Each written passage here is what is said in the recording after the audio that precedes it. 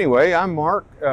This is my friend Jay. We're here in beautiful Coral Gables, and we're going to talk a little bit about the 87 Astro. So, shall we? Yeah. Okay. Well, let's just start from the beginning. It's a 1987 Chevy Astro. Started life with Coca-Cola in Atlanta, got transferred to Jacksonville, and I bought it from a salvage yard over in Tampa. So anyway, done a few changes to it. Drop spindles, flip kit in the rear. It's got a 92 Camaro RS 305, a set of 2.5-inch pipes from Summit Muffler, or 59 Chevy rearview mirrors, Summit wheels, 17-inch. Obviously, got a little bit of patina. Comes with age. So we'll take a look at the inside. Obviously, Grant wheel.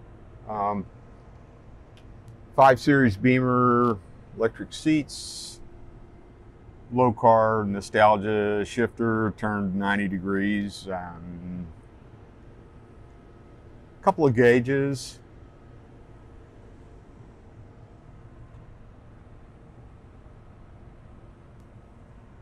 Oh yeah, 5-panel wing mirror.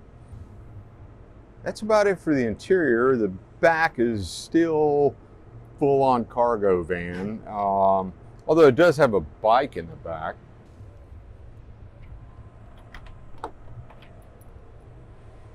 Oh yeah, and Sloppy Mechanics, not a sponsor, but good guy anyhow, so.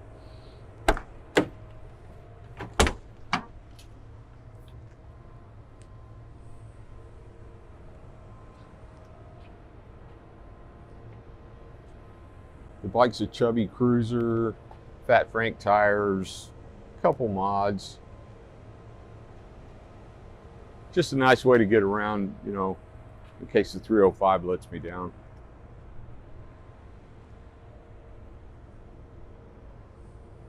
Should we move to the engine?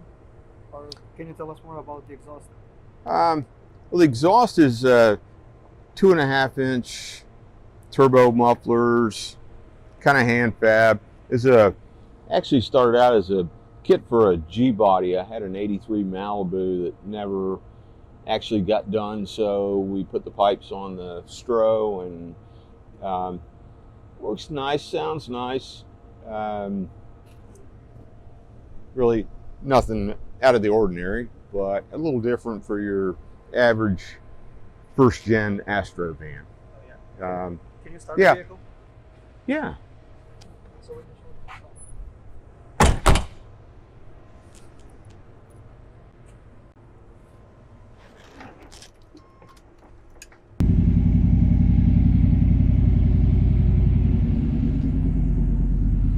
Typical throttle body. It's runs a little fat on startup.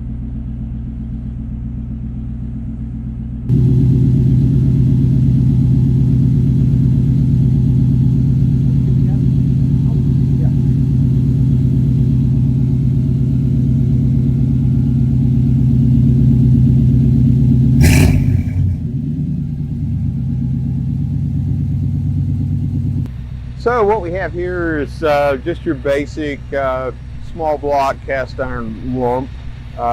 Couple of upgrades. We did a sand and compressor swap on it. Added a fuel pressure gauge. Handmade relay panel for the dual fans that came out of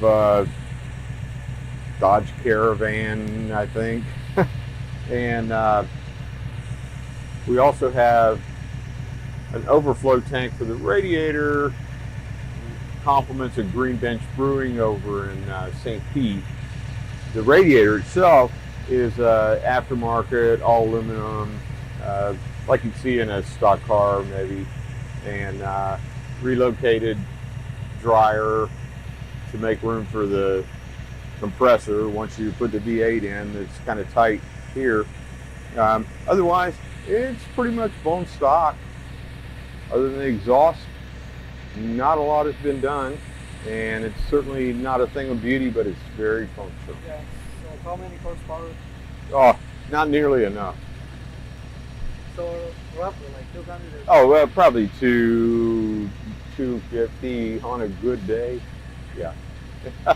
It's enough to get around. What does it mean on a good day? Like when you are in good mood or? Yeah. When there's a strong tailwind, it gets down the road pretty well. Oh yeah. But very reliable. Good old truck. It's going to get an LS swap maybe 2019. We'll see how that works out. But for now, small block's fine. Yeah. And you said you were planning to put the BMW 5 Series suspension on it. That's right. Yeah. I have the entire rear axle clip from the 5 Series that gave up the front seats.